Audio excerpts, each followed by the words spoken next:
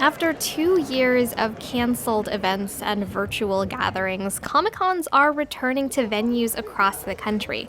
But the world's most famous con saw some pretty big absences in its lineup.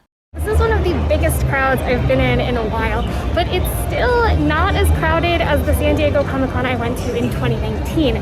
That Comic-Con welcomed over 130,000 attendees. You know, for 2 years we've been all meeting via the computer screen, and now we can do it in person. An estimated 50,000 people attended San Diego Comic-Con Special Edition, the first in-person event from Comic-Con International since 2019. Because San Diego Comic-Con is the world's largest pop culture convention, it is almost like the nerd mecca. I've been coming to Comic-Con for about 20 years. This is my first Comic-Con.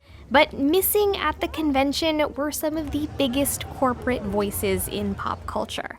Hall H, once called the most important room in Hollywood by the LA Times, was where Hollywood's biggest studios debuted their most anticipated announcements to an arena of more than 6,000 fans. Iron Man in 2008, Star Wars The Force Awakens in 2015, and the farewell to Game of Thrones in 2019. But this year, Comic-Con went without Hall H panels, and studios like Disney, Warner Brothers, and Netflix were absent from the convention. Get ready for to-doom. DC Fandom. Happy Disney Plus Day. In lieu of panels at Comic-Con, studios continued to hold virtual events like DC Fandom or To-Doom on their own time. It's unclear if the companies plan on returning to conventions in the future, but Netflix launched their own website for announcements and trailers, and the company says their To-Doom live stream garnered over 25 million views. In response, outlets like The Hollywood Reporter began wondering if Comic-Con was becoming the linear TV of fandom events.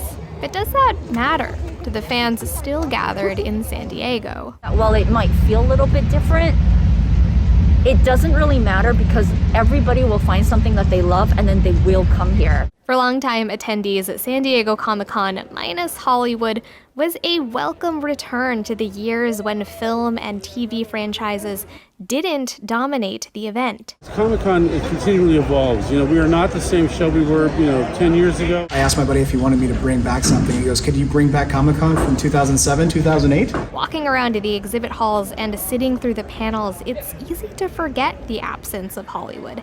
And at the end of the day, Comic-Cons aren't for the studios, it's for the fans. I've been here since 8 a.m. It is now 4 p.m. My feet are tired. I'm having a great time. I missed this. Casey Mendoza, Newsy.